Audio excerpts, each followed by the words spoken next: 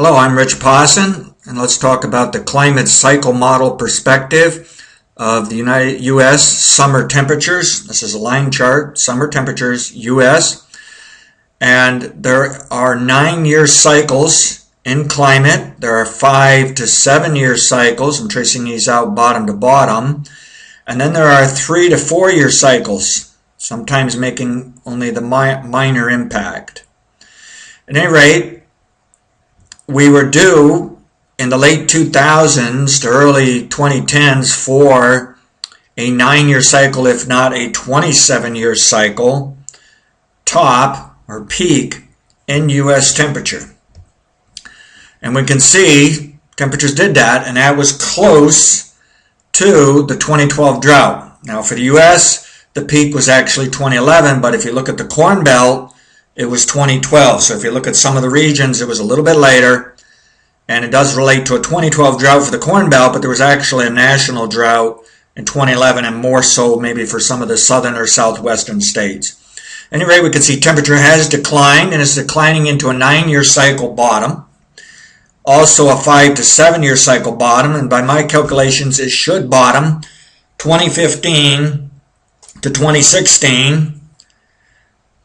Possibly it's bottomed in 2014 because I haven't updated it during the year, so I don't know if we've turned up, but it looks like in some of the northern states we're starting to see some evidence of turning up. So by my calculations, temperature should be rising by 2016 to 2018. The point is it can rise during 2015 as well. A 3-year cycle can relate to higher temperatures in 2015, then lower in 2016, then still higher or hotter, in other words, by 2017, 2018. When you zoom out to this 5 to 7-year cycle, we should see hotter temps 2016 to 2018. Now, how do the temperatures relate to, say, global warming or all this climate change talk? Well, these cycles build into larger cycles, 50, 100-year, 200, 500,000. You can go all the way up to 100,000-year cycles. And what I find is all the way up to 100,000-year cycles, the general idea is warmer. It's been getting warmer for 20,000 years. And some might say, oh, that means man's not causing it. Well, the cycle's running late. It's really stretching the rubber band. It's getting extreme. And I'm a bit concerned, yes, man is adding to this. It's making it more severe. And all of those cycles can top out during the 2030s, 2040s, okay?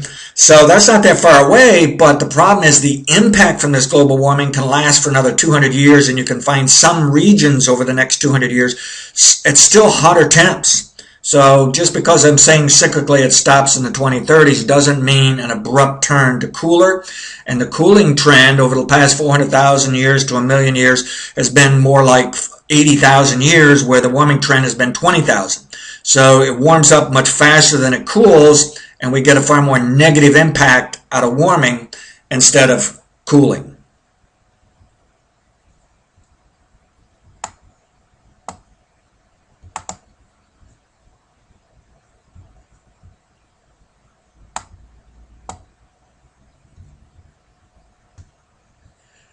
This is a line chart of the summer precipitation for the U.S. We've added the climate model cycles. We also have 9-year cycles, 5 to 7, 3-year. It gets debatable what we really have for cyclical tops for the moment. We're still concentrating on 27, 54-year, and it does appear there's 50 to 100-year, but somewhere in between there on down to the 9-year, there can be a little bit different cyclical structure between tops or bottoms, as well as between precipitation and temperature.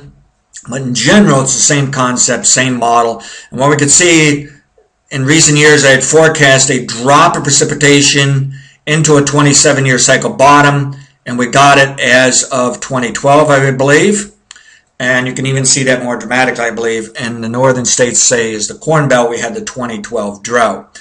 Now, since then, precipitation has really come back dramatically, an abrupt turn, complete recovery, if you will.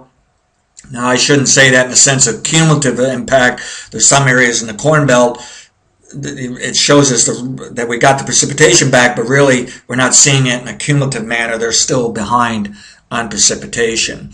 At any rate, just as with the temperature, there is a 3 to 4 year cycle due to pull precipitation down during 2015, perhaps into 2016. I just favor 2015 right now. But then there's a larger cycle, 5 to 7 year cycle, that suggests even lower precipitation, 2016 into 2018. So if precipitation is down in 2015, it may be up in 2016, then down by a larger amount by 2017. On the other hand, the 3-year cycle may not show up. I think it only shows up around 70 or 80% in climate. So we may see that it's just down 2015, 2016, or even 2017. And that could make some very interesting effects here and impacts in terms of how we're growing crops in the U.S. As I look back over the past 20 or 30 years with precipitation in relation to the global warming, I find there's a good possibility that we've had it easy in growing crops. And now, at this time into the next 20 or 30 years, it may become more difficult. Thank you.